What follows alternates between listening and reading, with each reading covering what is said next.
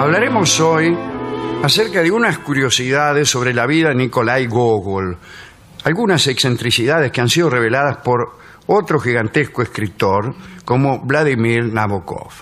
Gogol nació en 1809, lo cual no es una excentricidad. Nació en Mirgorod, en la provincia de Poltava, allá por donde Judas perdió el poncho. Sus padres eran cosacos y, según dice Nabokov, no era un niño atractivo. Andaba siempre con las manos sucias, los rizos grasientos y pus que le supuraba de las orejas. Es curioso que la pus que supura de las orejas venga a formar parte de la descripción de un individuo. Quiere decir que no sería pus contingente, sino esencial. Sigue diciendo Nabokov en el mismo tono que se hartaba de comer caramelos pegajosos, Gogol. Sus compañeros de escuela procuraban no tocar los libros que él había utilizado, ni acercársele, justamente para evitar tomar contacto con la pringue y la cochambre. Cuando terminó sus estudios en Nizhyn, en Ucrania, Gogol viajó a San Petersburgo para buscar trabajo. Bueno, en el viaje se había congelado, se agarró un resfrío terrible, pero no literalmente, sino, mejor dicho, no metafóricamente, literalmente se había congelado la nariz. Tuvo congelamiento de nariz. Es que parece que Gogol tenía una nariz muy larga. Una de sus bromas predilectas consistía en cubrirse la nariz con el labio inferior. ¿Cómo me gustaría tener esa habilidad para aumentar mi seducción? Hay un cuento de Gogol que se llama La nariz, ¿no? Y allí hay un funcionario que descubre que ha desaparecido su nariz. Y la nariz toma vida independiente y anda paseándose en carruaje. Es un cuento estupendo de Gogol, ¿eh? Gogol, bueno, admiraba muchísimo a Pushkin y cuando llegó a San Petersburgo lo primero que hizo fue ir a visitarlo. ¿Quién es? Fue, le golpeó a la puerta, pero no tuvo suerte porque Pushkin se negó a recibirlo. Es lo que me pasa a mí con todo el mundo. Según el ayudante que lo atendió, el maestro estaba muy concentrado en ese instante. Gogol preguntó entusiasmado si se dedicaba a escribir una nueva obra y se le respondió que no, que estaba jugando a la baraja y que jamás podía interrumpírselo en esas circunstancias, aunque sí cuando escribía. Y Gogol se retiró un poquito desmoralizado. En San Petersburgo empezó a escribir. Lo primero que publicó fueron unos poemas que no le gustaron a los críticos. Fue tal el escarnio que Gogol compró todos los ejemplares y los destruyó.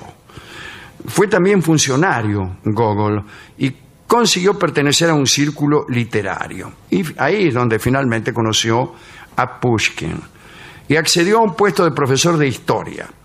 En 1831 escribió su primer libro de historias ucranianas. Se llamó Noches en una hacienda de Dikanka. Y esta vez le fue bien. Puede decirse que a los 22 años ya era famoso y extraño además, ¿no? Cuenta Nabokov que Gogol parecía estar desconectado de la realidad. A veces aparentaba ser tímido y retraído y otras veces desmesuradamente engreído. Puede ser que heredara algo de la locura de su madre, que parece que pasaba buena parte del tiempo en un estado de sueño enfermizo. Y Gogol también era propenso a largos ataques de aburrimiento, estados de estupefacción y somnolencia, durante los cuales era incapaz de actuar. Se quedaba quieto en una especie de duermevela durante 3 o 4 días. La gente decía que era un haragán. Creo que fácilmente la gente dice que alguien es haragán. Vio cómo es la gente, ¿no? Bien. Era eso sí Gogol un hipocondríaco notable. Siempre decía que estaba espantosamente enfermo. En cuanto a la mamá de Gogol, que como hemos dicho está un poco loca, adoraba a su hijo y estaba convencida de que era el responsable de todos los avances tecnológicos de la época, incluidos el telégrafo y el ferrocarril. El ferrocarril. Mi hijo, ahí donde lo ve, inventó el telégrafo y el ferrocarril, decía la vieja. Bueno, Gogol escribía de noche. Decía que durante el día había que ir al mercado a pagar impuestos. Y tenía razón. ¿Qué es esto de andar escribiendo de día? Decía entonces, o decía también, que no podía escribirse nada si no mediaban 3 o 4 horas anteriores sin hacer nada. para separar la escritura de la actividad mundana. Tenía mucha razón. Parece que aunque estuviera muy inspirado, escribía solo un máximo de 10 páginas por cada jornada. 10 páginas es una barbaridad. Pero el caso es que no se permitía escribir ni una más. Decía que ninguna supuesta inspiración que sobrepasara esa cantidad de páginas era fiable. Así que condensaba una jornada inspirada en 10 páginas y nada más. Después, al día siguiente, releía. Y creo que hacía muy bien, porque hay que desconfiar de las jornadas inspiradas. ¿Acaso lo que uno cree inspiración no es más que una especie de autocomplacencia, muchas veces hija de la caña quemada ley? En 1835 escribió Mirgorod y allí incluyó el relato Taras Bulba, que fue ampliado en 1842 para convertirse en una novela.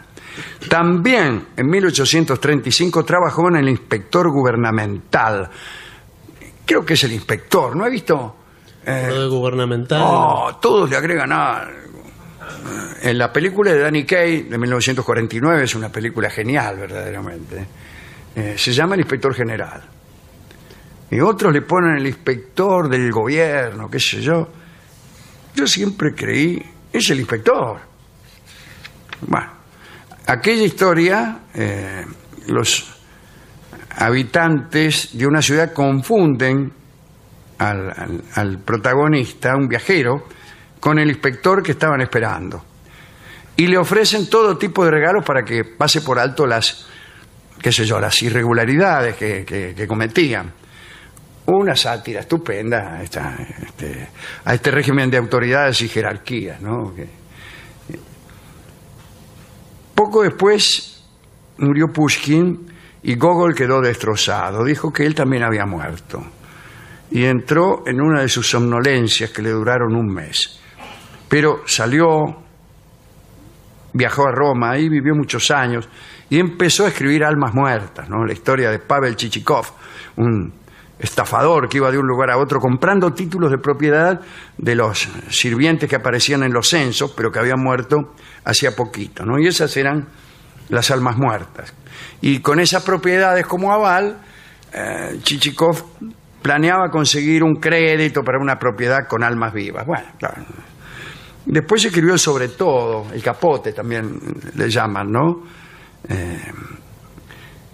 Gogol empezó a escribir la continuación de Almas Muertas, porque Almas Muertas parecía como la primera parte de una obra más amplia. Después empezó a escribir la continuación, pero le agarró como un ataque de locura y tiró el manuscrito al fuego, De Roma fue en peregrinación a Tierra Santa y regresó a Rusia en un estado de profunda melancolía. Se entregó a la influencia de un sacerdote que lo convenció de que su obra era pecaminosa.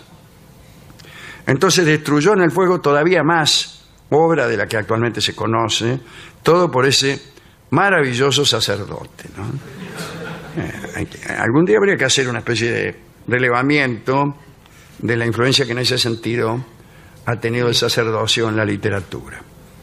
Gogol era un hombre casto, se creía insignificante y se condenó a admirar a las mujeres desde lejos. Quiso solucionar este problema en los últimos años de su vida y le propuso matrimonio a una joven condesa. Pero le explicó inmediatamente que el matrimonio debía ser plenamente espiritual y le advirtió a esta mujer que el sexo no intervendría. Y fue rechazado. Y se deprimió todavía más. Y así, sin poder escribir y sin poder amar, se tumbó en una cama y se negó a hablar con nadie o a que le visitara nadie. Dejó de comer hasta que murió. Bueno, incluso más allá. Sí.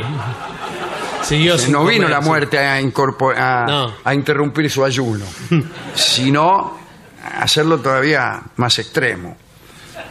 Murió en 1852, tenía 43 años. Y él tenía una extraña teoría trascendental acerca de las mujeres. Decía que los pensamientos eran la mujer.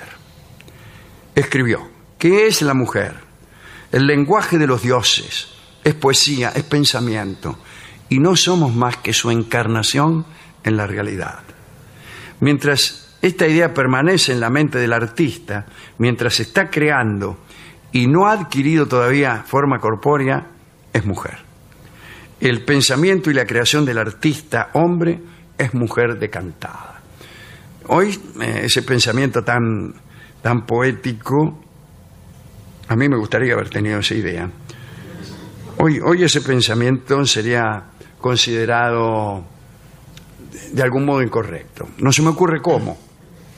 No, quizá patológico. Pero cualquier idea poética que uno viniera a tener acerca de la mujer es considerada políticamente incorrecta. Yo creo que hay cierta razón en eso. Y que a lo mejor se trata de no tener ideas acerca de la mujer. Cuando uno tiene ideas acerca de algo y cree que es necesario estar en un continuo estado de definición de la mujer, es que de algún modo está discriminando. Si es que hay que decir algo de la mujer, si es que hay que atribuirle un día, si es que hay que diferenciarla del hombre, aunque más no sea del modo más poético, es que uno le está discriminando. Yo no sé si estoy de acuerdo con eso, pero creo que soy realista al decirlo. Así que creo que conviene poner en orden nuestras ideas. Yo estoy totalmente de acuerdo con eso.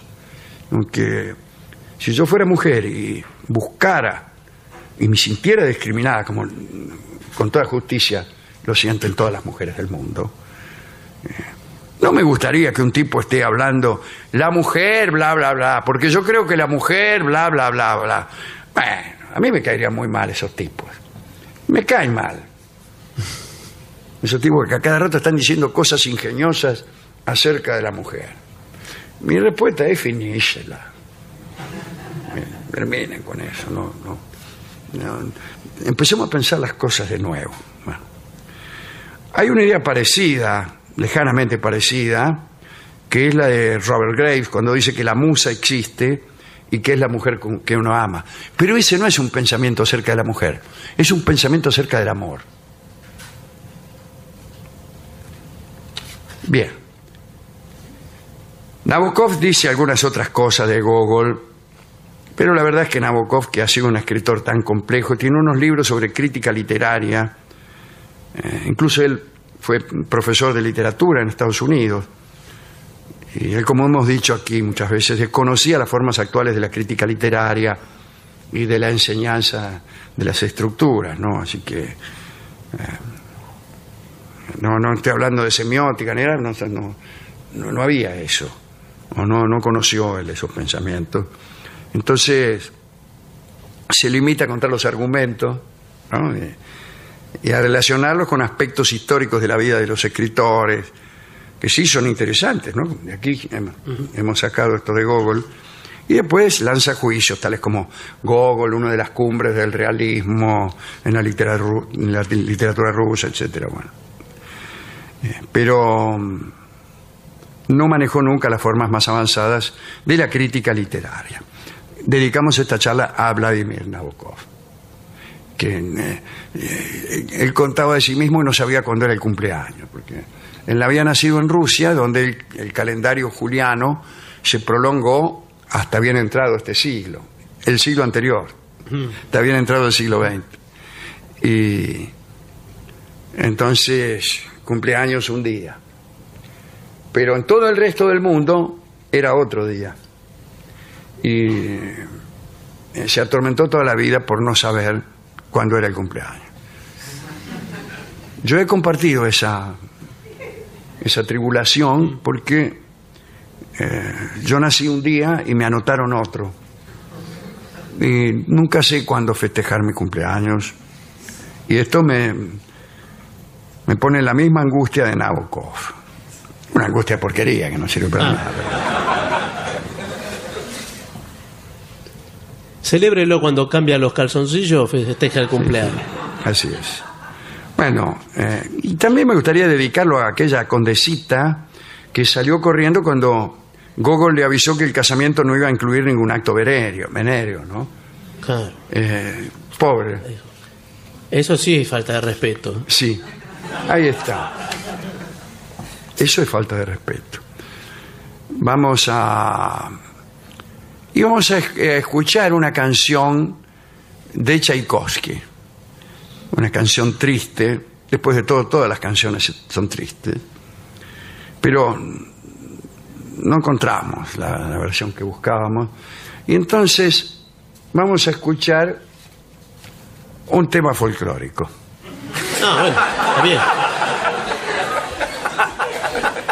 Pero ¿y cómo relacionamos esto? Bueno, un tema folclórico escrito por Tchaikovsky, por ejemplo. Claro, pero no del folclore.